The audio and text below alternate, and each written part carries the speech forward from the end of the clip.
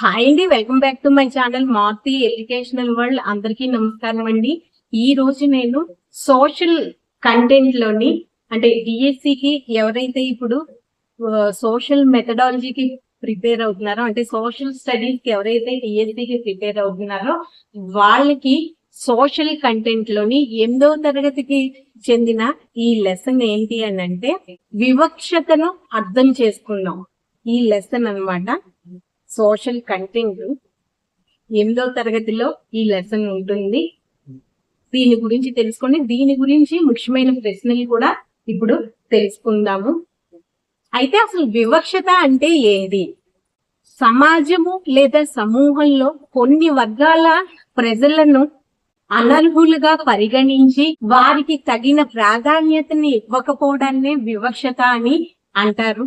కొందరు చూడండి, సంగీతం, సినిమాలు, కొందరు సంగీతము, సినిమాలు, క్రీడలు వంటి వాటిల్లోని విభిన్నమైన అభిరుచిని కలిగి ఉంటారు. కొందరిలో ఉచ్చారణ అన్నది భిన్నంగా ఉంటుంది. అలాగే కొందరిలో వస్త్రధారణ భిన్నంగా ఉండవచ్చు. ఇటువంటి వారిని వాళ్ళల్లో కలుపుకోకుండా భిన్నంగా చూడొచ్చు అనమాట. మీకు అర్థమవుతుందంటే అంటే వివక్ష అంటే ఏంటో అన్నది తెలియడానికి ఇవన్నీ చెప్పాను. ఇటువంటి వారు తమ అనుభూతి, ఆలోచన, ప్రవర్తన సరిగ్గా లేదని, ఇతరులకు అంగీకార యోగ్యంగా ఉండటం లేదేమోననే భావించి చివరిలో ఇంకా ఒకరిగా ఇమ్మలేనేమో అనే నిర్ణయానికి వస్తారు. అదే విధంగా సామాజిక వాతావరణంలో కూడా కొన్ని వర్గాలు, కొన్ని సమూహాలు లేదా సంఘాల ప్రజలు బహుశా ఇటువంటి వివక్షతను ఎదుర్కొంటూ ఉంటారు. అయితే ఈ వివక్షత కారణం ఏదై ఉంటుంది అంటే వారి భాష, వారి ఆచార వ్యవహారాలు, మత సమూహాలు, అధిక సంఖ్యాకులు భిన్నంగా ఉండటమే ఈ వివక్షతకు కారణం అన్నమాట. అయి ఉండొచ్చు. భూమి, ధనము, ఉన్నత విద్యా అవకాశాలు, రాజకీయ ప్రాబల్యం గల బలమైన వర్గాలు ఆధిపత్య వర్గాలతో పోలిస్తే వీరు నిరాశను, వెనుకబడేతనాన్ని చలి చూస్తున్నారు. ఇలా ఏదో ఒక రకంగా వివక్షతను ఎదుర్కొంటూనే ఉన్నారనమాట. ఇది వివక్షత గురించిన అంటే వివక్షత అంటే ఏంటి అన్నది చెప్పాను. ఇది అనమాట. అంటే వివక్షత అంటే ఏంటి, వివక్షతని దేన్ని అంటారు అన్నది చెప్పాను. సూక్ష్మంగానే చెప్పానండి.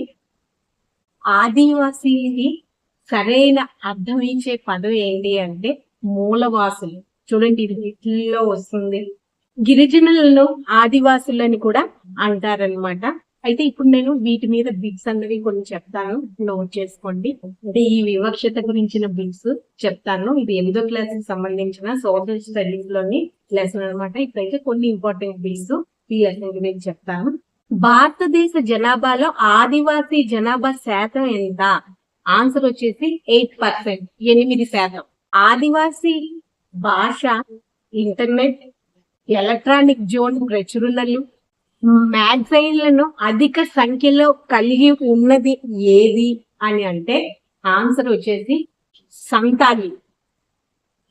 ఆన్సర్ సంతాలి. దీని అంటే అధిక సంఖ్యలోని కలిగి ఉన్నది ఏంటి అంటే సంతాలి.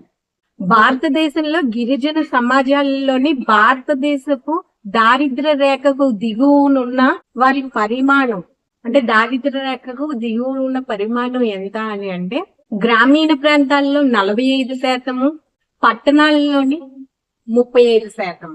నెక్స్ట్ క్వశ్చన్, నియంగిరి కొండ ప్రాంతాలలో నివసిస్తున్న గిరిజన సమాజం ఏది? దొంగోరియా కోన్స్. దొంగోరియా కోన్స్ అన్నమాట ఆన్సర్. ఆదివాసీ వలసలు ఆధారంగా స్థాపించబడిన పరిశ్రమ ఏది? ఆన్సర్ వచ్చేసి అస్సోంలో తేయాకు పరిశ్రమ. నెక్స్ట్ క్వశ్చన్, భారతదేశంలో రాజ్యాంగంలో ప్రాథమిక హక్కుల ద్వారా అల్ప సంఖ్యాక వర్గాలకు కల్పించిన రక్షణలు ఏంటి? ఆన్సర్ మతపరమైన, భాషాపరమైన రక్షణలు. ఆన్సర్ వచ్చేసి 2005 ముస్లింల యొక్క స్థితిగతులను అధ్యయనం చేయుటకు ఏర్పాటు చేయబడిన కమిటీ అధ్యక్షుడు ఎవరు? ఆన్సర్ రాజిందర్ సచార్. ఆన్సర్ వచ్చేసి రాజిందర్ సచార్. అతి తక్కువ అక్షరాస్యత కలిగిన మత సమూహం ఏది? నెక్స్ట్ క్వశ్చన్ అన్నమాట ఇది. ఆన్సర్ ముస్లిం.